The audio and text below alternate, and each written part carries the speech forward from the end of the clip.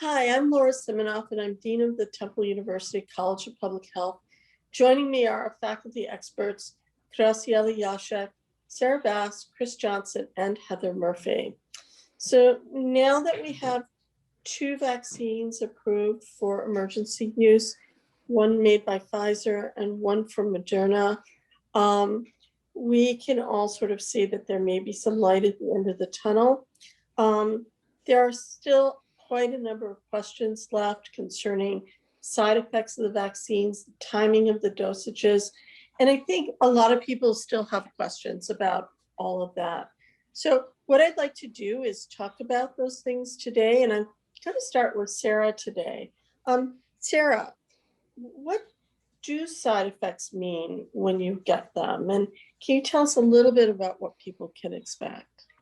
Sure. So there's a lot of chatter on social media and traditional media about side effects of the COVID vaccine.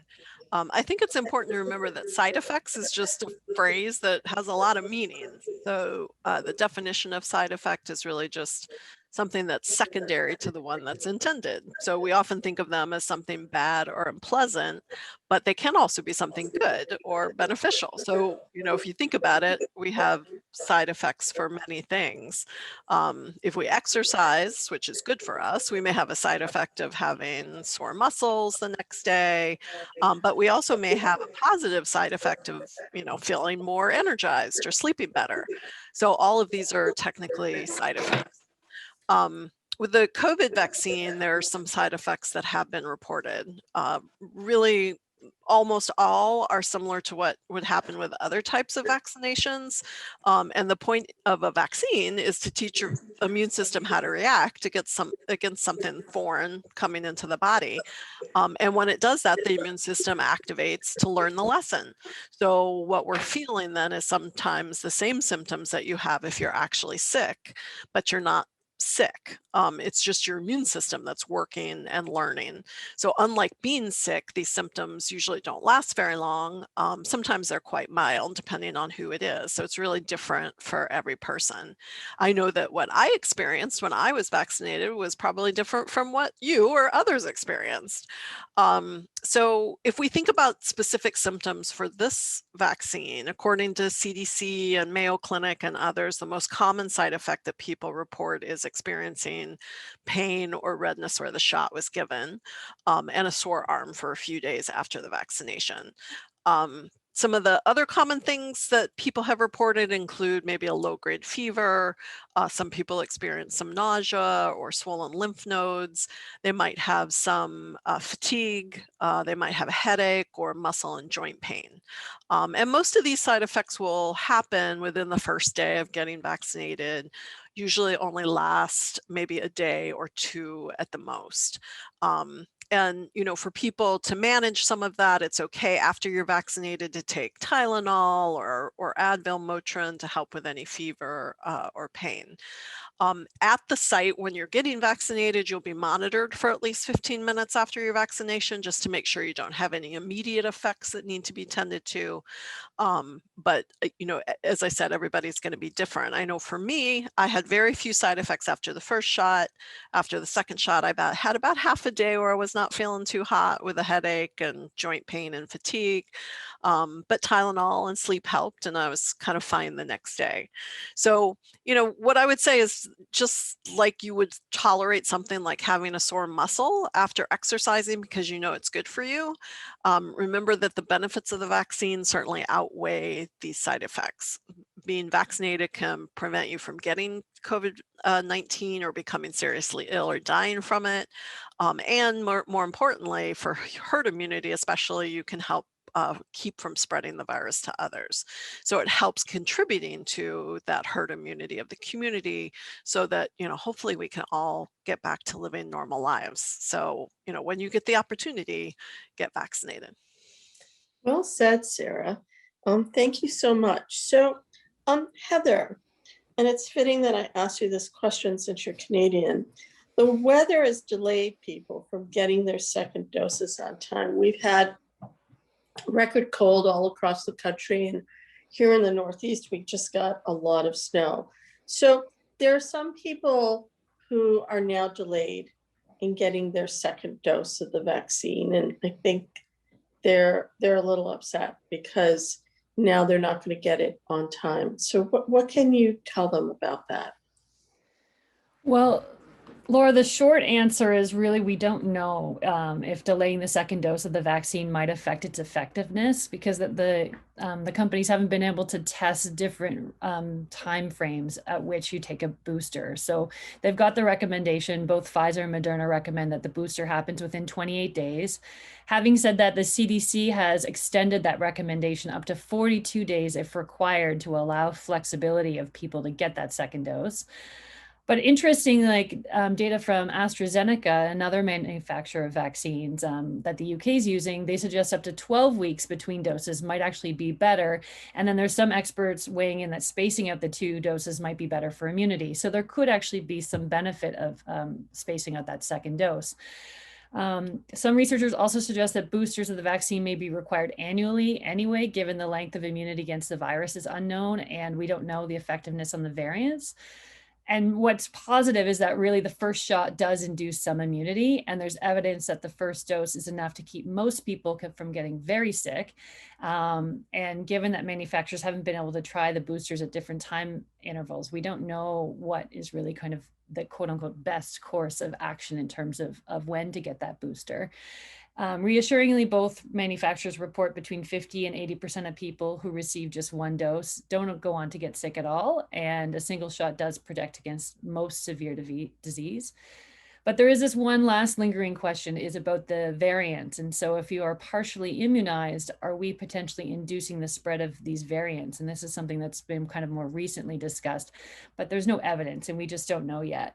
So I would say if you're off course on your vaccine dose, just get the booster as soon as possible, and time will tell when we'll know more of that spacing. But I think at least one dose is better than none, and trying to get your booster as soon as possible is the best course of action. Okay, thank you. So let's talk about children. So there's so much controversy about schools reopening. We know it's important to reopen them. And teachers are definitely advocating that they get vaccinated in advance of returning to the classroom. But the fact is that children make up 24% of the population, but we're not vaccinating any of them right now. So Krys, could you talk about that and talk about, maybe younger children versus older children? I mean, right now the vaccine is approved for people 18 and over, right? So, if I were a parent, I'd say, well, what's the difference? My child is 17. Why not 17? So anyway, go ahead. Right. So that's a great question. And while children make up about 24% of our population, they only really make up about 1% of the severe cases of disease. So in the realm of looking at all of the age groups, they are the least at risk, which does not mean they have no risk. So this is a priority in making sure that children have access to the vaccine, or people below 18. So currently Pfizer is actually authorized or has done studies in people as young as 16. And so children as young as 16 can get the Pfizer vaccine. And currently both Pfizer and Moderna have begun trials with children 12 and older. So we're seeing this kind of graded strategy in going younger to make sure that it's still effective and that the dosages still work for children at these ages. So the results for those two studies from Pfizer and Moderna are expected late in the summer. So after that, the companies will probably begin to test in even younger children. So probably getting into the single digits. So that said, based on the Pfizer trial, about 16 and 17-year-olds will probably be able to get the vaccine before their younger siblings or younger counterparts.